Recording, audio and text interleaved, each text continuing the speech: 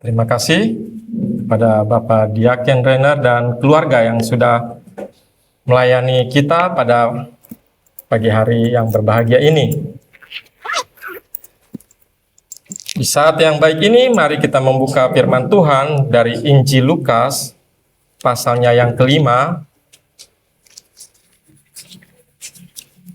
Injil Lukas, pasalnya yang kelima, ayat pertama sampai yang ke-11. Lembaga Alkitab Indonesia memberikan judul Penjala Ikan Menjadi Penjala Manusia.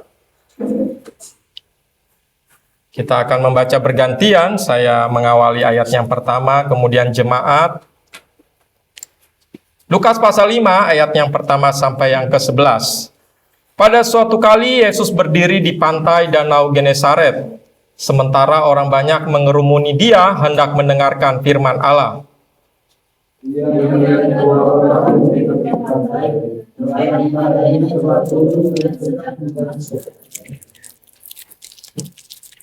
Ia naik ke dalam salah satu perahu itu, yaitu perahu Simon, dan meminta dia mendorong perahunya sedikit lebih jauh dari pantai. Lalu ia duduk dan mengajar orang banyak dari atas perahu.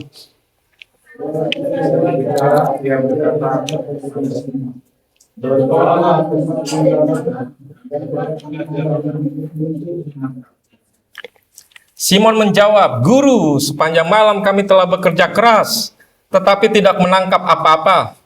Namun karena perkataanmu itu, aku akan menebarkan jala."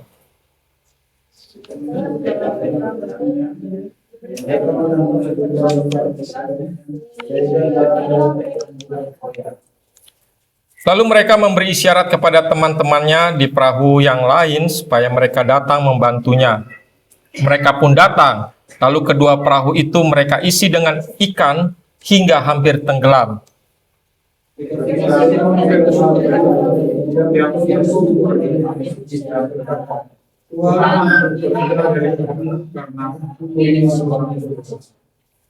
Sebab ia dan semua orang yang bersama dia diliputi rasa takjub oleh karena banyaknya ikan yang mereka tangkap.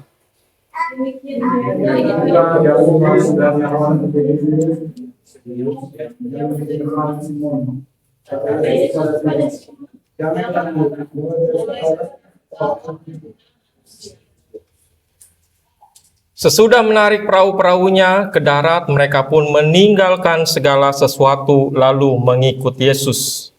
Mari kita berdoa.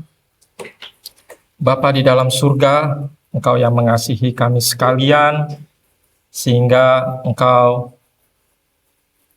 menolong kami untuk bisa berkumpul, berjemaat, memberikan firman di tangan kami, agar rahmat-Mu melimpah dalam kehidupan kami, agar kami mengenal janji-janji Tuhan, agar kami beroleh penghiburan, kami dikuatkan, kami bersuka cita untuk firman yang akan kami dengar hari ini. Kiranya Tuhan menolong kami, agar tidak satu pun yang terlewatkan, tidak satu pun pesan Tuhan yang terabaikan, sungguh boleh menjadi berkat dan boleh kami lakukan dalam kehidupan kami. Inilah doa kami Tuhan, kami naikkan di dalam nama Tuhan Yesus Kristus. Amin. Ya, Yesus berkata dalam ayat ini, "Ikutlah aku." Ya.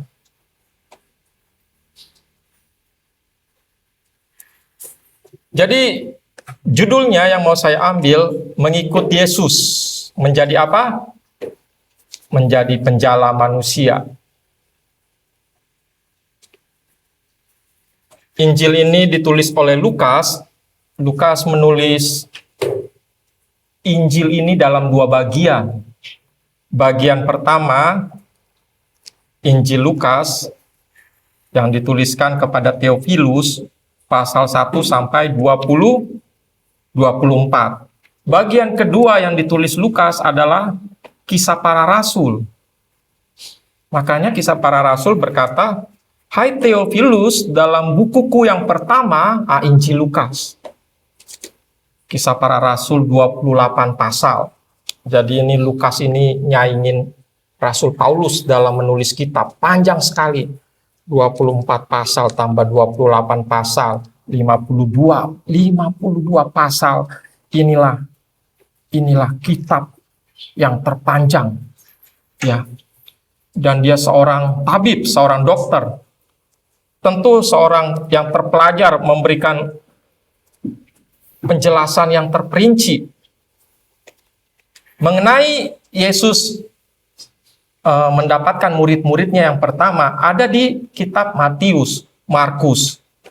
Tetapi kenapa ada baiknya kita melihat di Injil Lukas, bukan di Injil Matius, Markus? Lukas ini sangat spesifik, ya.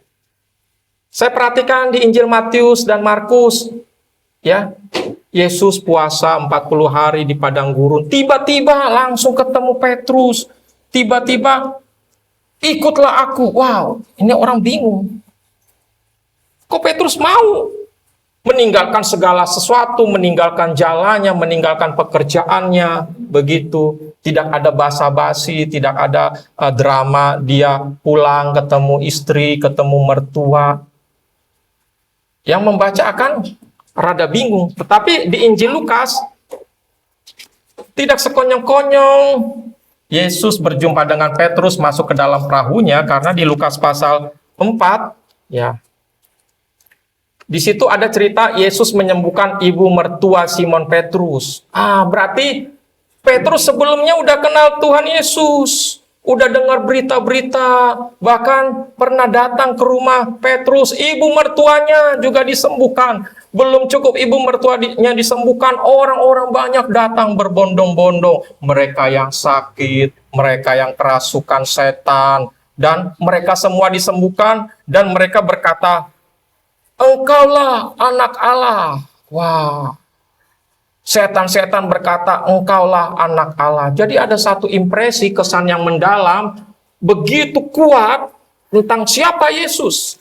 Sehingga ketika di pasal 5, bertemu lagi, pertemuan berikutnya yang lebih dalam, bertemu dengan Simon Petrus, ini bukan sesuatu yang aneh bagi Simon Petrus. Jadi karya tulis Lukas ini sangat spesifik, ya.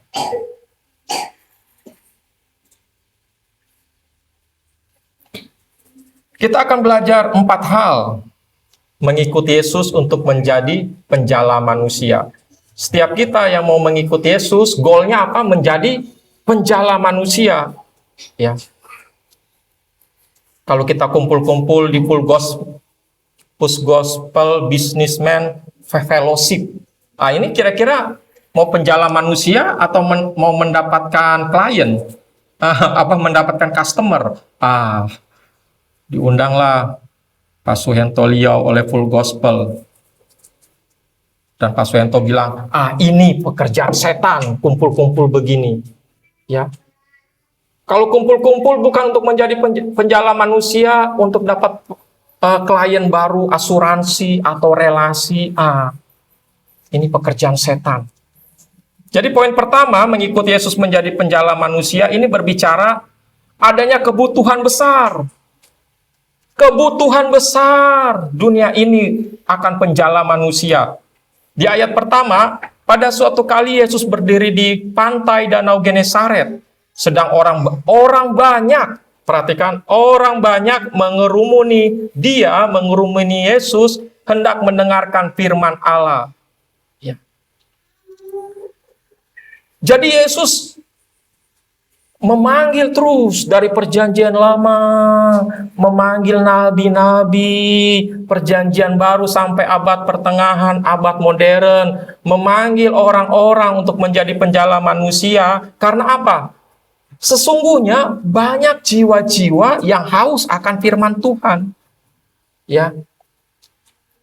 Di sini dikatakan orang banyak mengerumuni, berdesak-desakan. Untuk apa?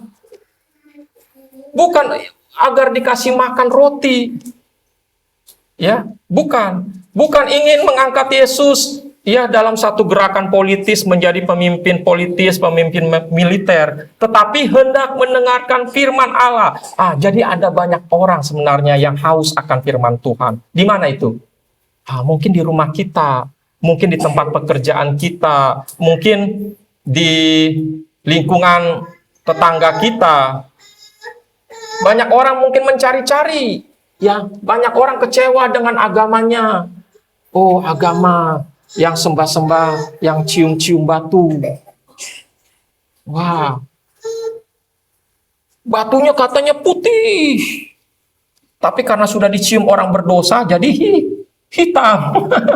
Jadi transfer.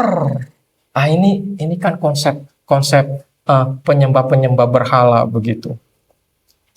Jadi mereka kecewa dengan kok saya menyembah-nyembah, kok agama saya kekerasan, sehingga mereka ingin mencari jalan kebenaran. Banyak begitu.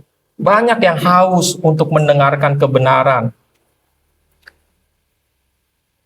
Kalau kita lihat di pasal keempat ayat yang ke-42, Lukas pasal 4 ayat yang ke-42, keesokan paginya Yesus berangkat dan pergi ke suatu tempat yang terpencil. Pagi-pagi loh ini. Kemudian orang banyak mencari dia. Berarti pagi-pagi orang-orang mempersiapkan diri untuk mencari Tuhan Yesus. Ketika menemukannya, mereka berusaha menahan dia supaya jangan meninggalkan mereka. Oh, supaya Yesus tetap bersama dengan mereka, mengajar mereka akan firman Tuhan.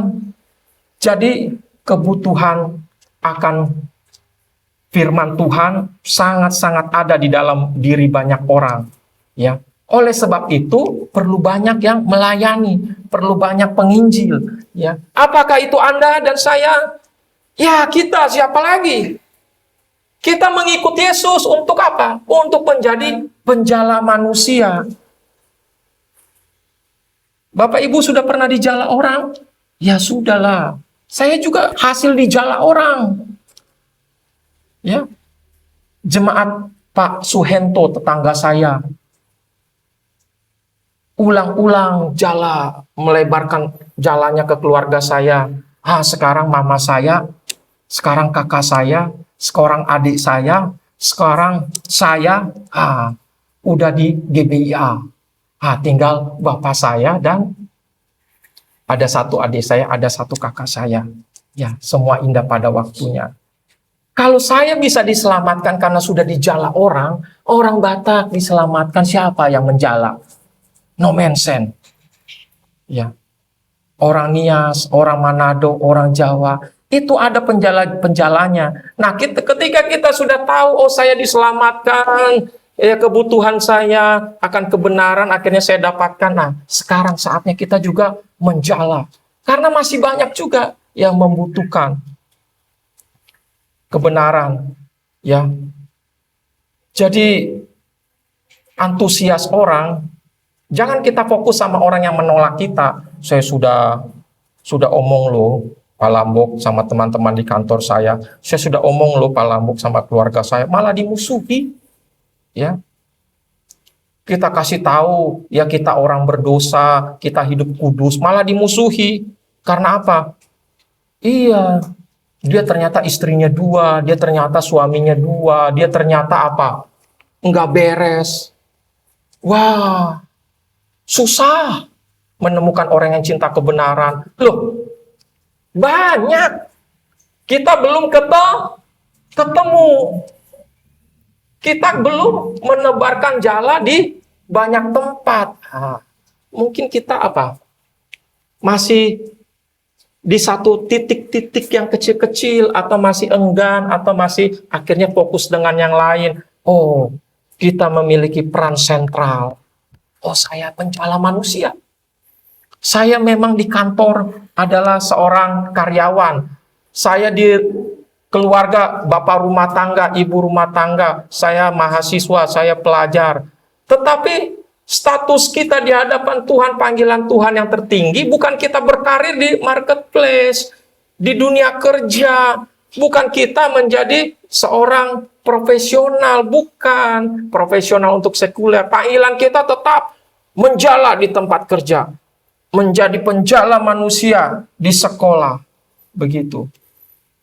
Karena inilah kebutuhan besar dunia ini. Poin kedua, ayat 2 dan 3. Ia melihat dua perahu di tepi pantai. Nelayan-nelayannya telah turun dan sedang membasuh jalannya. Lalu Yesus naik ke dalam salah satu perahu itu, yaitu perahu Simon, dan menyuruh dia supaya menolakkan perahunya sedikit jauh dari pantai. Lalu ia duduk dan mengajar orang banyak dari atas perahu. Ya. Poin kedua yang mau saya bagikan, Tuhan mempersiapkan segala sesuatu ketika memanggil kita menjadi penjala manusia. Ada step-stepnya. Apakah tiba-tiba kita mendengar Injil? Ya. Apakah tiba-tiba seperti Paulus, langit terbelah dua, ada cahaya zreng begitu, atau langit terbelah dua, ada suara seperti di Sungai Yordan, inilah anakku yang kukasih. Ada step-stepnya. Tadi sudah kita baca Lukas pasal 4.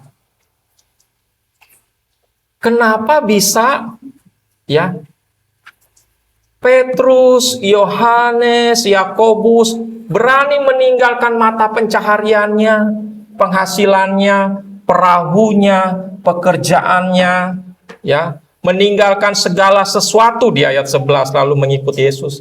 Karena ada step-step. Petrus begitu amazed, begitu impresif melihat pelayanan Yesus. Mama mertuanya disembuhkan. Tetangga-tetangganya, mungkin saudaranya yang kerasukan setan, yang sakit, disembuhkan. Dia melihat setan pun mendeklarasikan Yesus itu Allah. Wow. Jadi sangat kuat. Ini Yesus, pribadi yang luar biasa. Ya. Kemudian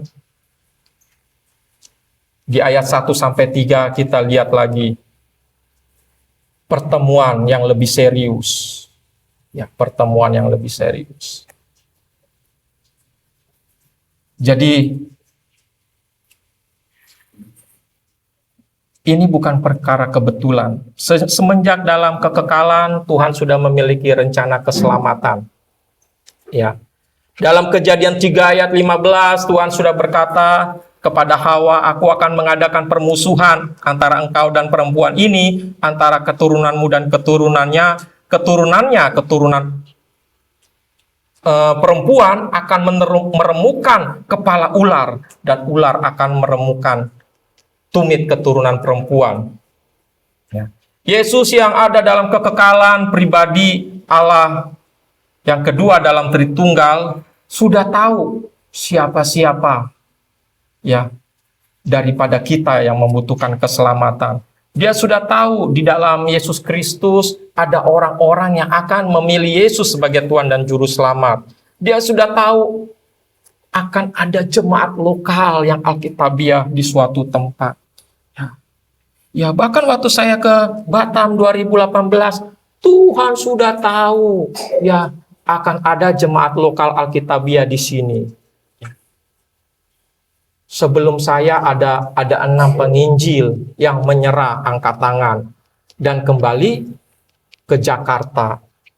Kemudian mereka melanjutkan ke tempat masing-masing. Tuhan sudah tahu yang berdiri nanti ya di Batam, Pak Lambok. Oh, dia sudah tahu. Tuhan sudah merencanakan semuanya. Ya. Tuhan sudah tahu bahwa ada orang-orang di Batam yang cinta kebenaran. Oleh sebab itu Tuhan mengirim utusan-utusan, ya. Jauh-jauh hari. Nah, Tuhan sudah tahu mengenai Petrus. Petrus seorang yang korelik, seorang yang bersemangat, antusias. Dia akan menjadi pemimpin jemaat ya di Yerusalem. Dia akan menjadi salah satu murid kesayangan. Dia akan menjadi seorang martir bagi Yesus Kristus. Ya. Tapi kenapa tidak waktu di rumah Simon Petrus diajak? Ya. Jadi gimana Petrus? Mama mertuamu sudah sembuh loh. Sekarang kamu lihat sudah melayani. Kamu lihat yang sakit yang kemasukan setan. Kamu lihat setan menyatakan Yesus Allah, bagaimana? Kamu ikut saya? Bisa nggak begitu? Bisa. Itu variabel-variabelnya sudah lebih dari cukup untuk Petrus menerima Yesus sebagai pemimpinnya yang hebat, yang powerful. Tetapi belum. Ya, Tuhan bikin sampai tidak ada perlawanan. Tidak ada perlawanan. Jadi Petrus semalaman Petrus menjala ikan, ya. Dia sudah capek, tidak dapat ikan, ya. Dalam keadaan titik nol, sudah capek. Di sini dicatat, Yesus sedang membasuh jalannya. Yesus melihat 2 perahu berlabuh di tepi danau, nelayan-nelayannya telah turun dan sedang membasuh jalannya. Zong, nggak dapat apa-apa. Di situ Yesus masuk. Pada waktu orang paling membutuhkan pertolongan dan kita datang, itu kesannya kuat. Apalagi dulu sudah ditolong, kesannya tambah kuat. Oh, luar biasa. Yesus datang ketika Petrus tidak dapat apa-apa. Jadi ketika kita ada masalah, mungkin sakit penyakit yang belum sembuh, kok saya ditipu orang, kok saya nggak dapat pekerjaan sampai 1 tahun, kok saya diputus kontrak segala macam, kok saya ada ini begini dan begitu. Mari kita ingat Roma 8 ayat 28. Kita tahu sekarang bahwa Allah turut bekerja dalam segala sesuatu untuk mendatangkan kebaikan bagi mereka yang mengasihi Dia, yaitu bagi mereka yang terpanggil sesuai dengan rencana Allah. Ada masalah, sebenarnya Tuhan bisa masuk ke dalamnya. Semua yang ada di dalam kehidupan kita, ya, kalau kita percaya bahwa Tuhan berdaulat dan bahwa Tuhan turut bekerja dalam segala sesuatu, ya, itu mendatangkan kebaikan. Masalah sekalipun, ya. Yesus tidak datang malam-malam ketika Simon Petrus masih fit, belum capek nebar jala, belum mulai. Yesus datang ketika Simon Petrus sudah dalam titik nol, titik nadir, tidak dapat apa-apa. Apa yang mau saya bawa kepada anak istri? Mau makan apa? Cicilan belum kebayar. Beras ini, aduh, bagaimana muka istri saya, muka mertua saya, ya. Gimana bapak-bapak, sering kita lihat di media sosial, istri-istri mengeluh, kamu pulang bawa berapa? Apalagi yang pekerjaannya ojek online. Hari ini dapat berapa? Gaji kamu kok turun bulan ini? Persoalan suami-suami, harga dirinya diobrak-abrik, ya. Istri ulang tahun, anak ulang tahun, tidak ada uang. Anniversary, wah, istri udah menunggu-nunggu, ya. Yang kamu tahu gak, tadi malam saya mimpi loh. Mimpi apa? Ya, mimpi kamu ini. Saya mimpi ketiban durian runtuh begitu, Pak. Itu maksudnya apa ya, sayang ya? Wah. Oh gitu ya. Wah, ini kasih kode mau ulang tahun. Ketika hari ulang tahun, ya, dia bawa sesuatu. Wah, apa itu? Ya, ini sesuatu buat kamu, hadiah ulang tahun. Wah, dia senang. Dia pikir dia dapat emas atau apa. Ketika dibuka buku tafsir mimpi. Marahlah istrinya. Ya, gimana istri-istri kalau ulang tahun atau anniversary menuntut ini suami, kita makan dong. Ada tempat makan yang baru buka, langsung cekot-cekot kepala kita, ya. Iya dong, beli baju baru dong, belum anak-anak segala macam. Itulah yang dialami Petrus, sudah capek, pusing kepalanya. Kemudian dalam persoalan yang serius ini, ya, Yesus masuk, Yesus intervensi. Yesus berkata, ya,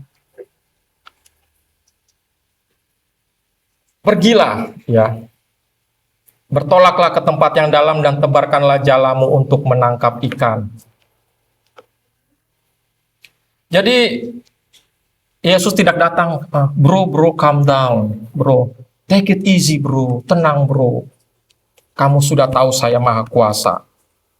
Saya akan menolong kamu. Enggak, Yesus tidak melakukan hal-hal seperti itu. Tapi Yesus ingin apa? Ada tanggung jawab Petrus untuk melakukan sesuatu. Petrus lagi pusing, tiba-tiba disuruh kerja lagi. Nah, ini gimana?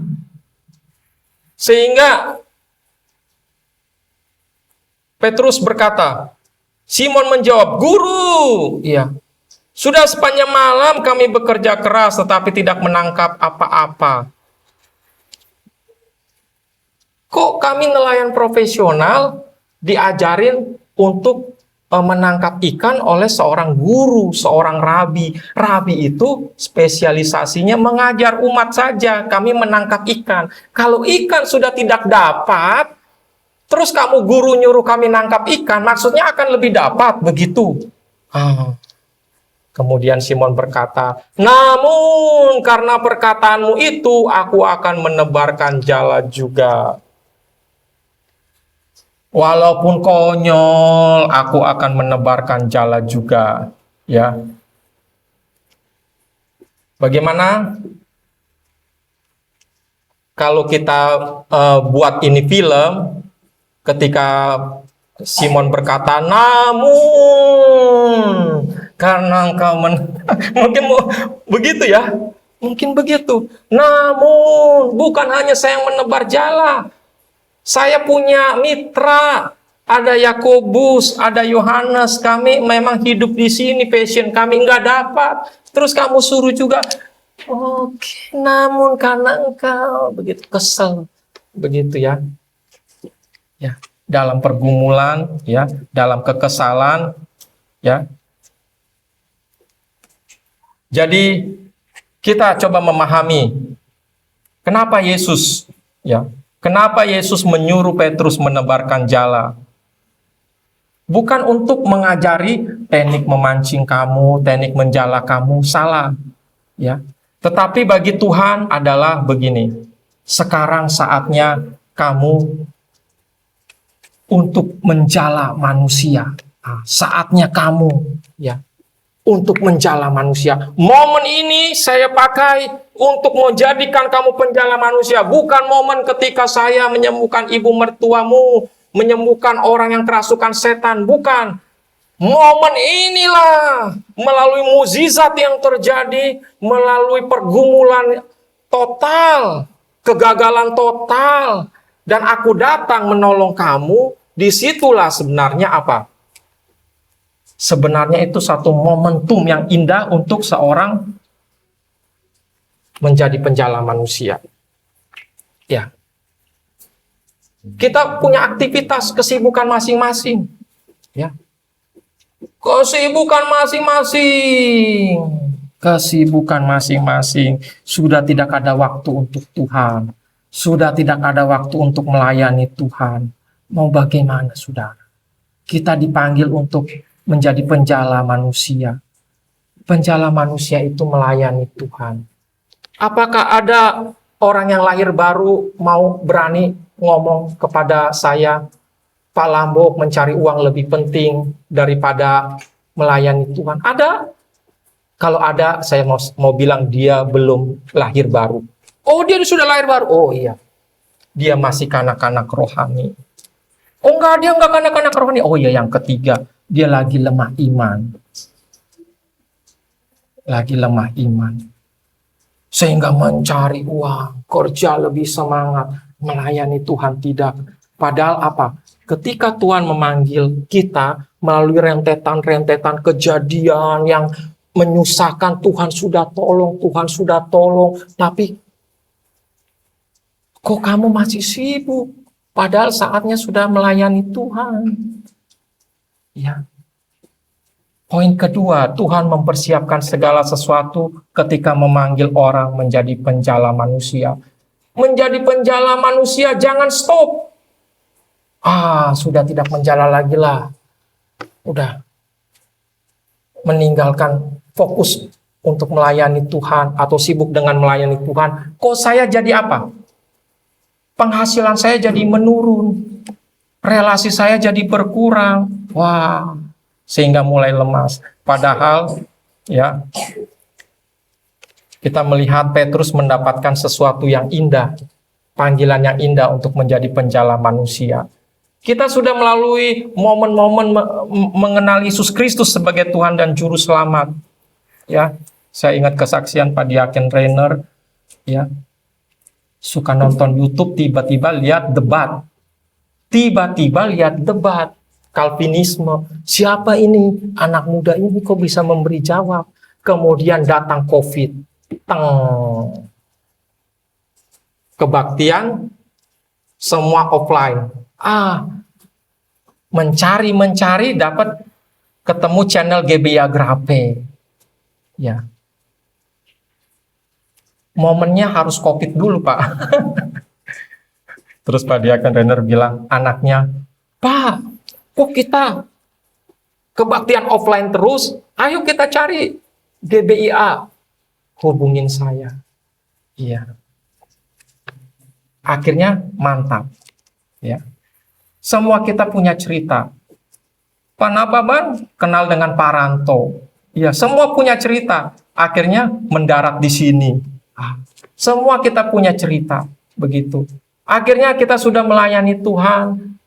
Melalui peristiwa-peristiwa itu. Tetaplah semangat jadi penjala manusia. Boleh semangat kerja gak, Pak? Boleh. Tapi jangan nomor sekiankan untuk semangat Tuhan. Pak Suyanto bikin lagu biar semangat kita mengalahkan setan.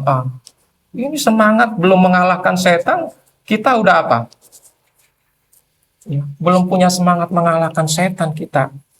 Ya, datang kebaktian ngos-ngosan, terus pelayanan juga, waduh kacau balau. Sekarang saya lagi down, Pak. Ya saatnya kita up. Itulah untungnya pertemuan jemaat dicas dengan firman Tuhan. Saya juga pernah saatnya up, saatnya down. Ya, kita jangan begitu. Kita harus berdoa dan berjaga-jaga. Kita jangan ibarat naik motor atau naik mobil pakai gigi mundur atau gigi netral. Saya vakum dulu. Nggak ada orang yang netral. Pasti orang yang nggak aktivitas itu mengalami kemunduran rohani. Kita harus naik. Kita akan menjadi sama seperti Yesus. Ya, dalam karakter kita, ya, pelayanan kita, buah-buah pertobatan kita. Poin ketiga, ya, ketika Tuhan memanggil kita menjadi penjala manusia, Tuhan sudah menyiapkan siapa yang akan kita jala. Ayat yang keempat. Setelah selesai berbicara, ia berkata kepada Simon, bertolaklah ke tempat yang dalam dan tebarkanlah jalamu untuk menangkap ikan. Simon menjawab, Guru, sepanjang malam kami telah bekerja keras, tetapi tidak menangkap apa-apa. Namun karena perkataanmu itu, aku akan menebarkan jala. Setelah mereka melakukannya, mereka menangkap sejumlah besar ikan sehingga jala mereka mulai koyak. Lalu mereka memberi isyarat kepada teman-temannya di perahu yang lain supaya mereka datang membantunya. Mereka pun datang, lalu kedua perahu itu mereka isi dengan ikan hingga hampir tenggelam. Ya, dengan usaha manusia tidak dapat ikan, dengan petunjuk Yesus dapat ikan. Ya, penjala ikan dengan petunjuk Yesus dapat ikan. Ketika kita dijadikan penjala manusia mengikut Yesus, ada ikan-ikan yang sudah Tuhan tentukan untuk ketemu dengan kita. Ya. Ada ikan-ikan. Ikannya itu di mana? Kita menebarkan jala di tempat kerja, kita menebarkan jala di sekolah, ya, di lingkungan kita, ya. Adakah ikan yang tidak terjala? Ada. Ya. Saya ajak tetangga-tetangga di sini. Saya injili sama istri tetangga. Ibarat lempar jala. Tapi tidak masuk ke dalam jala. Ya. Ada. Apakah saya akan berhenti menginjil? Di Sagulung orang tidak cinta kebenaran. Saya bilang begitu. Mereka keras hati, duniawi. Semua saya kambing hitamkan. Ya, saya sudah Injil yang kulit putih, yang kulit sawo matang, yang kulit hitam. Enggak. Kalau kita belum dapat, kalau Pak Nababan belum dapat, kalau Pak Daniel belum dapat, kalau Pak Diaken Renner belum dapat, bukan berarti tidak ada ikan. Ada.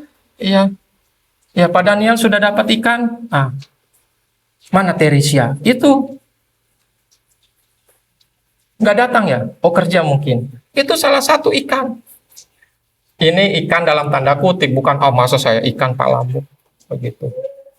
Pak Diaken Renner selalu bilang, di tempat pekerjaan menebar jala. Udah ada yang masuk jalannya Pak ikannya? Belum ya. Tapi nanti pasti ada ikan yang masuk. Ya. Pak Nababan tebar jala di media sosial. Ya. Udah ada yang masuk Pak?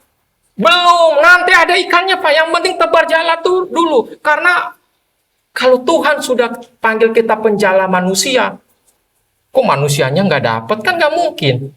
Penjala ikan aja Tuhan kasih ikan.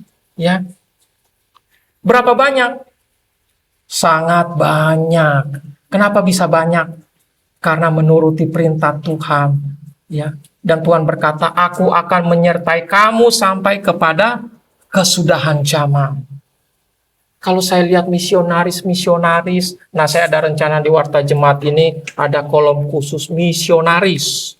Kita akan belajar banyak kisah-kisah hebat pelayanan. Ada Hudson Taylor. Kalau Bapak Ibu baca ngos-ngosan pelayanannya, tapi akhirnya dapat banyak ikan di Tiongkok. William Carey 8 tahun nggak ada satu ikan pun. Akhirnya sekarang kekristenan terbesar denominasi baptis hasil daripada William Carey. Dapat ikan yang banyak. Apakah berhenti karena 8 tahun? Apakah Hudson Taylor berhenti karena berbeda kebudayaan? Apakah Adoniram Judson di Burma berhenti? Ya, ketika tidak ada tanda-tanda. Bagaimana? Saya berhenti ketika 2 tahun tidak ada tanda-tanda. Jangan. Ada ikan yang pasti Tuhan kirim. Ada ikan yang diberikan kepada Bapak Ibu Saudara sekalian. Kalau terus menebarkan jala. Ya. Bapak Ibu yang dikasih Tuhan. Yesus berkata, jangan takut. Kalau nggak ada ikan, jangan lemah iman. Jangan takut. Jangan takut, amin. Jangan takut ditolak. Jangan takut dikucilkan, dianggap aneh. Jangan takut, tebarkan jala. Ya. Jadi, memang ada banyak orang yang hidup dalam dosa, yang menolak Injil, cenderung hatinya jahat. Mereka tidak ingin dengar Injil, tidak mau mencari Allah. Tetapi kita sudah baca 2 ayat, banyak orang berdesak-desakan mencari Yesus, sehingga Yesus pun harus mundur sampai ke danau. Jadi, kalau banyak orang membutuhkan Injil, kenapa kita simpan jala kita, tapi sibuk cari kerja, sibuk belajar, jalannya kemana? Banyak. Ada sebuah buku berjudul The Great, The Churching. The Churching. Wah, saya kaget dengar judulnya. The Churching. Jadi, The Churching itu meninggalkan gereja. The Great, The Churching. Meninggalkan gereja besar-besaran. Ini banyak fenomena di negara Eropa, ya, di Amerika. Jadi buku ini menganalisis berbagai data statistik. Mengapa banyak orang berhenti datang ke gereja? Kenapa banyak orang berhenti datang ke gereja? Kemudian dalam penelitiannya ditanyakan kepada orang yang meninggalkan gereja, kamu memerlukan apa supaya kamu bisa balik lagi ke gereja? Dan sebagian besar bilang begini, kalau ada seseorang yang ajak saya. Kalau ada teman yang ajak saya, mereka bilang, "Hei, ayo ikut ke gereja," pasti saya datang lagi ke gereja. Ternyata semudah itu. Saya pernah bilang jauh-jauh hari sama Yvonne, Evelyn, ajak teman kalian. Tak usah banyak argumentasi. Mau gak ke gereja saya? Mungkin banyak orang pikirannya udah suntuk, udah rasa gelisah ketika dia, mau gak ke gereja saya? Di situ Tuhan bekerja. Enggak harus pinter doktrin loh. Enggak harus saya lihat situasinya bagaimana yang mantap ya. Ya, tunggu dia. Enggak, ajak aja. Ya. Kamu mau gak ke gereja? Ya. Di mana gerejanya? Saya jemput, mau gak? Ya. Nanti tenang aja. Ya, saya temenin begitu.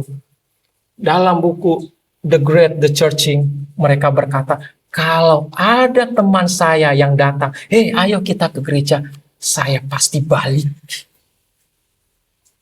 Karena ternyata banyak orang yang meninggalkan gereja, banyak orang bahkan yang belum gereja, ya, mereka pengen tinggal tunggu diajak. Gereja kami tidak kaku. Selesai kebaktian boleh tanya. Selesai kebaktian kita tidak langsung pulang ngobrol-ngobrol. Wow, menarik sekali. Nah, apa perlu pelajaran doktrinal kayak begitu? Perlu kursus Alkitab? Enggak perlu, cuma ngajak begitu. Jadi Bapak Ibu, banyak orang yang merindukan, yang haus akan firman Tuhan. Karena Matius 9 ayat 37 dan 38 mencatat, tuaian memang banyak, tetapi pekerja sedikit. Karena itu mintalah kepada Tuhan yang empunya tuaian supaya Ia mengirimkan pekerja-pekerja untuk tuaian itu. Jadi kalau ada yang bilang enggak ada yang cinta kebenaran, berarti ayat ini bohong. Banyak yang cinta kebenaran di tempat pekerjaan kita. Minimal ajak, ayo ke gereja kita.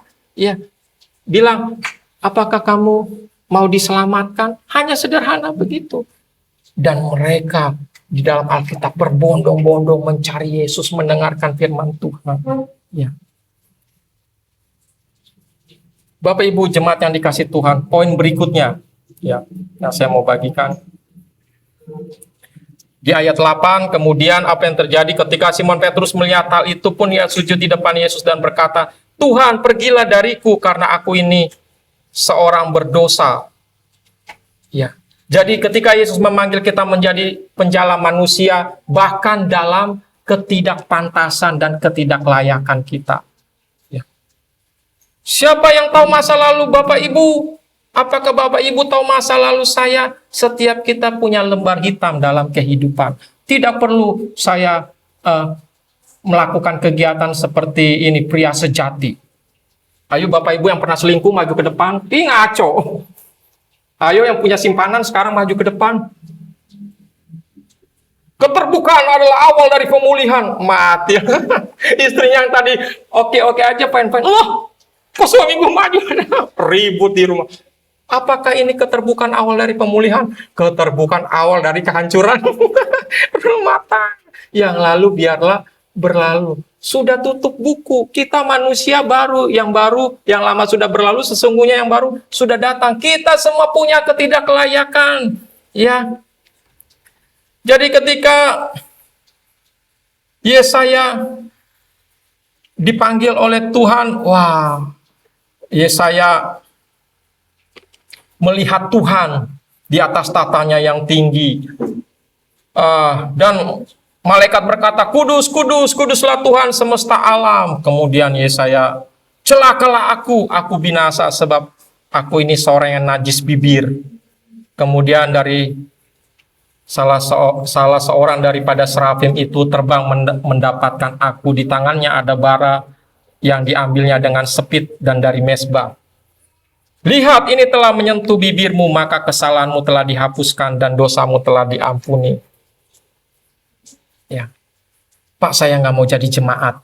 Banyak dosa saya. Kesalahanmu telah dihapus, dosamu telah diampuni." Pak, saya nggak bisa jadi hamba Tuhan. Kesalahanmu sudah dihapus, dosamu sudah diampuni. Begitu.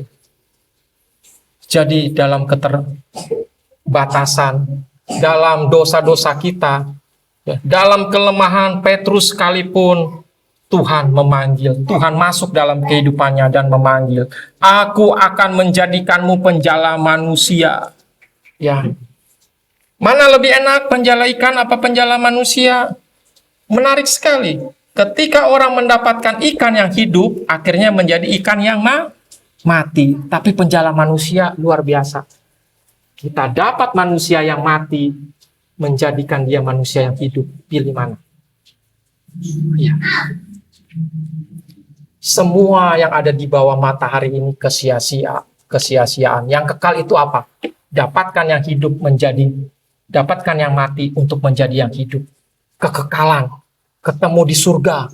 Wah, dia yang sudah menyelamatkan saya. Oh, ini yang sudah saya injili. Aku akan menjadikanmu penjala manusia. Ada dua kata, ada dua peristiwa dicatat dalam Lukas 5 bahwa Simon Petrus dan rekan-rekannya menangkap ikan. Tapi ketika Yesus bilang, kamu akan menjadi penangkap manusia. Wah, luar biasa. Ya, luar biasa. Jadi, kita yang dalam dosa kita mau dijadikan penangkap manusia, ini sesuatu yang indah, sesuatu yang luar biasa. Di ayat yang 11, sesudah menarik perahu-perahunya ke darat, mereka pun meninggalkan segala sesuatu lalu mengikut Yesus. Mengikut Yesus harganya mahal. Tadi Bapak Diaken Renner mengajak kita membaca ayat. Di situ, pikulah salib, sangkal diri, akan kehilangan nyawa. Mahal gak ikut Yesus? Mahal. Pikul salib setiap hari, sangkal diri. Tapi dengar, tidak ikut Yesus harganya jauh lebih mahal. Mati binasa selama-lamanya di neraka. Susahkah jadi penginjil hamba Tuhan? Susah. Tapi lebih susah kalau saya tidak ikut Tuhan. Ya. Kalau kita mengikuti Yesus, kita tidak bisa tetap hidup sama seperti dulu. Simon Petrus berubah dari penjala ikan, berubah. Tidak terus menjala ikan, dia menjadi penjala manusia. Kita tidak bisa menjadi manusia lama. Kita dituntun oleh Injil menjadi manusia baru. Dan ketika kita menjadi manusia baru, kita tahu apa yang kita percayai, yaitu Yesus. Walaupun saya meninggalkan sesuatu, saya kehilangan segala sesuatu, saya percaya Yesus menyertai, Yesus menyediakan, Yesus menolong saya sampai kepada akhir zaman. Amin. Ada harga yang mahal mengikuti Yesus, tapi Yesus berkata, jangan takut. Ya. Karena Tuhan semesta alam yang menggaransi. Kita semangat, amin. Semangat. Tidak fokus lagi kepada perkara sia-sia. Fokus kepada apa yang kita percayai. Yang kita percayai Yesus. Dia menyuruh kita menjadi penjala manusia. Dia menyuruh kita menjadi pelayan-pelayannya. Ya. Dan dia akan menyertai. Dia akan menolong. Apakah ada yang lemah? Tuhan akan kuatkan. Apakah ada sekarang yang susah? Karena mengikuti Yesus, Tuhan akan menghiburkan. Ada yang kekurangan di sini karena mengikuti Yesus? Tuhan akan mencukupkan. Amin. Mari kita berdoa. Saya minta Bapak Diaken Renner boleh memimpin kita dalam doa. Tuhan Bapa dalam surga, Tuhan, terima kasih atas firman-Mu ya Tuhan, di mana kami telah belajar untuk tetap setia pada-Mu ya Tuhan, dengan menjadi semakin percaya dan menjadi penjala manusia ya Tuhan. Ya Tuhan, tetap percaya dan berusaha agar kita bisa menyelamatkan sebanyak mungkin. Bapa dalam surga, benar juga kami mengenalkan tempat ini. Ya Tuhan pimpin kami dalam perjalanan hingga tiba kami masing-masing. Keluarga ini berkati juga keluarga kami berkati ya Tuhan. Tetapi juga kami semua maupun jemaat yang belum bisa datang berkumpul bersama dengan kami. Nah, doa kami ya Tuhan, dalam nama Yesus Kristus kami berdoa. Amin. Amin. Puji Tuhan, saya kembalikan kepada Bapak Diakan Rainer untuk membacakan warta jemaat kita.